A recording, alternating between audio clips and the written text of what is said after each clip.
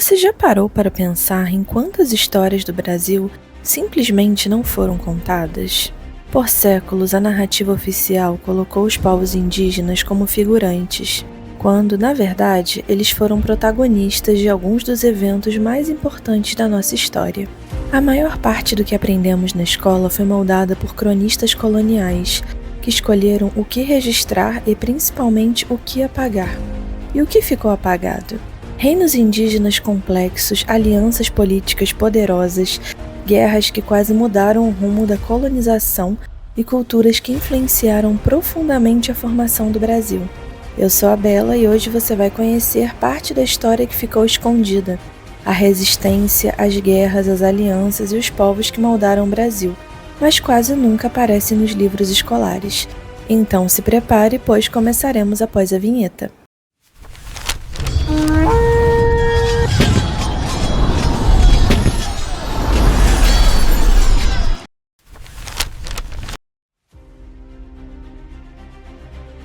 Quando os colonizadores chegaram, o território já era um mosaico impressionante. Mais de 1000 povos indígenas organizados em redes culturais complexas, falando centenas de línguas diferentes. E não era um território isolado. Havia trocas, rotas, alianças entre povos que viviam a milhares de quilômetros de distância. Peças de cerâmica amazônica já foram encontradas no litoral paulista e vice-versa, o que era uma prova de que existia um comércio ativo e constante entre os povos. A agricultura também existia em larga escala. Povos da Amazônia desenvolveram sistemas agrícolas avançados, com manejo da floresta e solos enriquecidos, como a famosa Terra Preta, uma tecnologia única no mundo. Ou seja, não era um território vazio ou selvagem, era um continente vivo, organizado, complexo e muito mais diverso do que a Europa conhecia na época. Quase nunca é mencionado, mas a primeira revolta contra o domínio europeu na América do Sul aconteceu no Brasil. A Confederação dos Tamoios, uma união dos tupinambás e seus aliados, se formou para impedir que os colonos escravizassem suas famílias, destruíssem suas aldeias e tomassem as suas terras. A guerra foi tão intensa que paralisou o litoral do Sudeste, quase encerrou a colonização portuguesa, exigiu esforços militares de Portugal. Desenvolveu diplomacia, espionagem e alianças com outros povos indígenas. E mesmo assim, só terminou com promessas falsas, traições e violência. A Confederação representou um dos maiores desafios políticos e militares enfrentados pelos europeus no continente. Se os tamoios tivessem vencido, a colonização portuguesa poderia ter sido inteiramente diferente. Enquanto a narrativa tradicional foca apenas nos colonizadores, muitos povos indígenas viveram episódios dignos de filmes épicos, mas foram apagados da história oficial. Os Guaiacurus, um dos únicos povos do território brasileiro que dominavam a montaria de cavalos, algo que era extremamente raro. Eles aprenderam essa técnica após o contato com os povos hispânicos no Pantanal e se tornaram verdadeiros cavaleiros nômades. Aqui entra um parêntese importante. Os cavalos haviam desaparecido das Américas há 10.000 anos, só voltaram com os europeus. E mesmo assim, quase nenhum povo indígena brasileiro os adotou. Os Guaiacurus foram exceção, e isso transformou completamente o poder militar deles. Montados a cavalo, os Guaiacurus realizavam ataques relâmpago, cercos, emboscadas e eram praticamente impossíveis de alcançar nas planícies do Pantanal. As tropas coloniais temiam enfrentar esse povo, que dominou a região por décadas.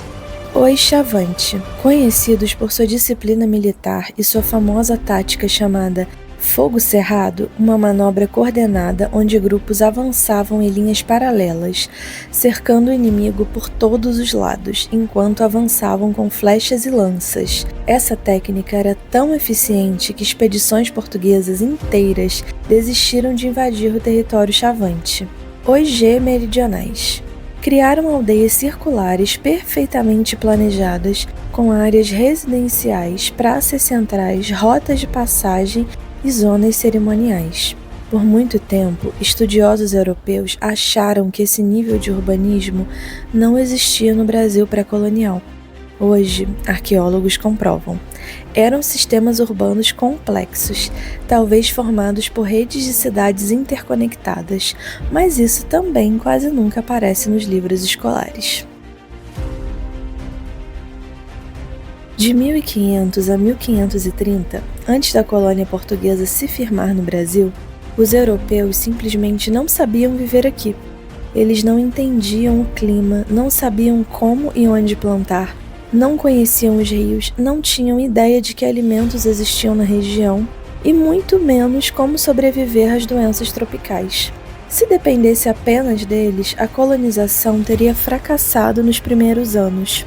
E foi aí que os povos indígenas se tornaram essenciais, pois foram os povos nativos que ensinaram como sobreviver ao clima tropical, quais plantas alimentavam e quais eram venenosas, como plantar mandioca, milho, abóbora e batata doce, como produzir farinha d'água e beiju, como navegar pelos rios e entender a direção das correntezas, quais caminhos evitavam pântanos mortais, quais remédios usavam para febres, picadas e ferimentos, como identificar mudanças de estação e períodos de chuva, entre muitas outras coisas. Se não fosse o conhecimento indígena, muitos portugueses teriam morrido simplesmente de fome ou doenças tropicais. Apesar de séculos de massacres, expulsões, epidemias e tentativas de apagamento cultural, os povos indígenas ainda estão aqui e continuam resistindo. Hoje, mais de 300 povos preservam suas línguas, seus rituais, seus conhecimentos e sua relação única com a natureza. Eles são guardiões de áreas que concentram a maior biodiversidade do planeta, e seus territórios são fundamentais para a manutenção do clima global. A luta indígena não é apenas pela sobrevivência cultural, é também pela proteção do meio ambiente, das florestas, dos rios e das espécies que dependem desses conhecimentos milenares. A história indígena não é passado, é presente e futuro. Se existe algo que a narrativa oficial falhou em mostrar, é que o Brasil não foi descoberto, ele já era habitado, rico e diverso. Essa é apenas uma parte da história do Brasil que ficou oculta. Se você quiser mais episódios sobre povos específicos, guerras esquecidas ou capítulos apagados da nossa formação, comenta aqui embaixo. E é claro, se gostou, deixe seu like, inscreva-se no canal e compartilhe esse vídeo para mais gente conhecer a verdadeira história do Brasil.